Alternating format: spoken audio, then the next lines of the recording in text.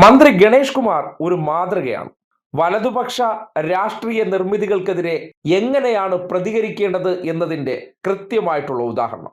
മാധ്യമങ്ങളിലൂടെ ഹീറോയിസത്തിന് വേണ്ടി സൃഷ്ടിക്കുന്ന പല വാർത്താ നിർമ്മിതികളോടും എങ്ങനെയാണ് കൃത്യമായി പ്രതികരിക്കേണ്ടത്, എങ്ങനെയാണ് സാധാരണക്കാരന് മനസ്സിലാകുന്ന തരത്തിൽ അത് വിശദീകരിച്ചു കൊടുക്കേണ്ടത് എന്നതിനെ സംബന്ധിച്ച് ഇന്നത്തെ ഗണേഷ് കുമാറിന്റെ വാർത്താ സമ്മേളനം കണ്ടാൽ കൃത്യമായിട്ട് അത് ബോധ്യപ്പെടും. സ്മാർട്ട് സിറ്റി പദ്ധതിയുടെ 113 ബസ്സുകൾ നഗരസഭ തിരിച്ചെടുക്കാൻ പോകുന്നു എന്ന വാർത്ത കഴിഞ്ഞ ദിവസം മാധ്യമങ്ങളിലൂടെയാണ് സംഘപരിവാർ അടിച്ചിറക്കിയത്. എന്നിട്ട് മേയർ ഇതാ ഹീറോ ആകാൻ പോകുന്നു എന്ന തരത്തിൽ വലിയ പ്രചരണവും. അതിനിപ്പോൾ ഗണേഷ് കുമാർ പുറത്തു വന്നപ്പോൾ കൊടുത്തൊരു മറുപടിയുണ്ട്. ക്ലാസ് എന്ന് ആരും പറഞ്ഞു പോകും, അല്ലെങ്കിൽ സാധാരണക്കാർക്കുൾപ്പെടെ എന്താണ് മേയർ പറഞ്ഞ വിവരക്കേടെന്ന് കൃത്യമായി ബോധ്യപ്പെടുന്ന പ്രതികരണമാണത്. എനിക്ക് വളരെ ക്ലിയർ ആയിട്ട് പറയാം. മേയർ അദ്ദേഹം എന്നോട് സംസാരിക്കുകയോ ഞങ്ങൾ കത്തുകയും ചെയ്തിട്ടില്ല. വളരെ ഫ്രീ ഹാൻഡായിട്ട് പറയുന്നു.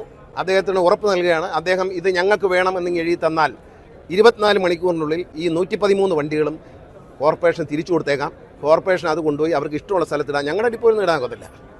ഞങ്ങൾ പകരം 150 വണ്ടികൾ പുറത്തുനിന്ന് കൊണ്ടുവരും. വേറെ ഒന്നുമല്ല, ഈ ഗ്രാമപ്രദേശം പോത്തങ്കോട് എന്നുള്ളവർക്ക് കോർപ്പറേഷൻ എന്ന് പറയുന്ന ഒരു ഉദാഹരണം പറയാം. കോർപ്പറേഷൻ വന്ന് നിൽക്കുന്നത് കടക്കൂട്ടത്താണ്. കണിയാപുരത്താണ് ബസ് സ്റ്റോപ്പ് നമുക്ക് സ്റ്റേഷനുള്ളത്. കണിയാപുരത്ത് നല്ല ഓപ്പറേറ്റ് ചെയ്യാൻ പറ്റും.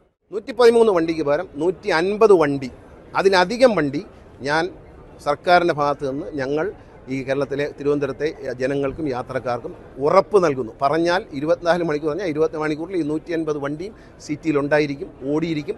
അത് സിറ്റിക്ക് പുറത്തുനിന്ന് ഓടിക്കും, നെടുമങ്ങാടെന്ന് ഓടിക്കും. നെടുമങ്ങാടെന്നുള്ളൊരു തിരുവനന്തപുരത്ത് വരണ്ടേ?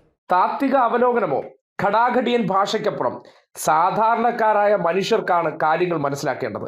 ആ സാധാരണക്കാരായ മനുഷ്യരിടത്തേക്ക് ഉപയോഗിക്കേണ്ട വാക്കുകളും പദപ്രയോഗങ്ങളും കൃത്യമായിട്ട് ഇടതുപക്ഷത്തിന്റെ ഭാഗമായിട്ടുള്ള സ്പോക്മാൻമാർ കൃത്യമായിട്ട് അത് ഒരു മാതൃകയാക്കേണ്ടതുണ്ട്. കാര്യം ഉരുളയ്ക്കുപ്പേരി പോലെയുള്ള മറുപടി കൃത്യമായിട്ടുള്ള ഭാഷയിൽ, അതായത് 113 ബസ് തിരിച്ചെടുക്കുമെന്ന് പറയുമ്പോൾ ഒരു കത്തങ്ങ് CMDക്ക് കൊടുത്തരെ 113 ബസ് 24 മണിക്കൂറിനകത്തേക്ക് നിങ്ങൾക്ക് വിട്ടുതരും. ഞങ്ങളുടെ സ്ഥലത്തൊന്നും ഇടാൻ പറ്റില്ല, മേയർ കൊണ്ടുവന്ന് മേയറെ വീട്ടിൽ ഇട്ടോ എന്ന തരത്തിൽ പ്രതികരിക്കുമ്പോൾ സ്വാഭാവികമായിട്ടും എന്താണ് സ്മാർട്ട് സിറ്റി വഴി കിട്ടിയ ബസ് പ്രയോജനപ്പെടുത്തിയിരുന്നു എന്നതിനെക്കുറിച്ചൊക്കെ അദ്ദേഹം കൃത്യമായിട്ട് വിശദീകരിച്ച ആ വാർത്താ സമ്മേളനത്തിൽ നിന്ന് ആൾക്കാർക്ക് കാര്യം ബോധ്യപ്പെട്ടിട്ടുണ്ട്.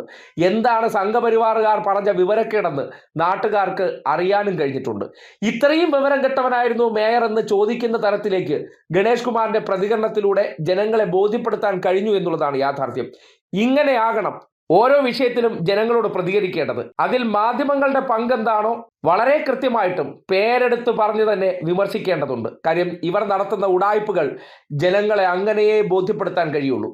PR പണിയുടെ ഭാഗമായിട്ട് സ്പോൺസർ ചെയ്യപ്പെട്ടവർ സൃഷ്ടിക്കുന്ന വാർത്തകൾക്ക് അതിന് മാധ്യമ സ്വാതന്ത്ര്യം എന്ന പരിലാളന വാക്കിന്റെ കവചം കൊടുത്ത് നിർത്തിയിരുന്നാൽ ഈ ദുഷ്പ്രചരണം ജനങ്ങളെ തെറ്റിദ്ധരിപ്പിച്ചുകൊണ്ടേയിരിക്കും. ശരിയായ പ്രവർത്തനങ്ങൾ പോലും ജനങ്ങളുടെ ഇടയിലേക്ക് എത്താതിരിക്കാൻ ജാഗ്രത പുലർത്തിക്കൊണ്ട് സകലതിലും വിവാദം സൃഷ്ടിക്കാൻ ശ്രമിക്കുന്നിടത്താണ് കൃത്യമായിട്ട് ഗണേഷ് കുമാറിന്റെ ഇന്നത്തെ വാർത്താ സമ്മേളനം കേവലം 9 മിനിറ്റ് കൊണ്ട് VV രാജേഷ് ഉന്നയിച്ച ഹീറോയിസ്റ്റിക് ഡയലോഗിനെ പൊളിച്ചടുക്കി കൈ കൊടുത്ത പ്രതികരണമാണെന്നത് പറയാതിരിക്കാൻ നിവർത്തിയില്ല.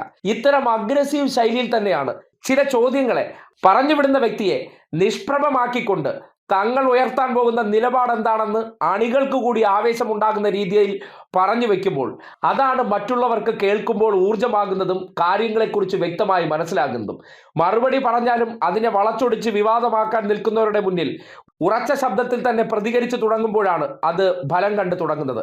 അതിനപ്പുറത്തേക്ക് മാധ്യമങ്ങളുടെ ഗുഡ് സർട്ടിഫിക്കറ്റിന് വേണ്ടി പ്രതികരിച്ചാൽ, അല്ലെങ്കിൽ ധിക്കാര ദാഷ്ട്യ ചാപ്പ കുത്തിക്കൊണ്ട് പറയേണ്ട കാര്യങ്ങൾ ആധികാരികമായി പറയാതിരുന്നാൽ സംഭവിക്കുന്ന കോട്ടം എന്താണെന്നാണ് ഇക്കഴിഞ്ഞ തദ്ദേശ തെരഞ്ഞെടുപ്പ് തെളിയിച്ചിരിക്കുന്നത്.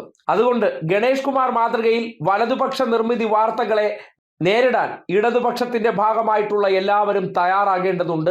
ആ രീതിയിലുള്ള പ്രതികരണത്തിനു മാത്രമേ ഇവർ സൃഷ്ടിക്കുന്ന പലതരത്തിലുള്ള വ്യാജ പ്രചരണത്തെയും പൊളിച്ചെടുക്കാൻ കഴിയുള്ളൂ.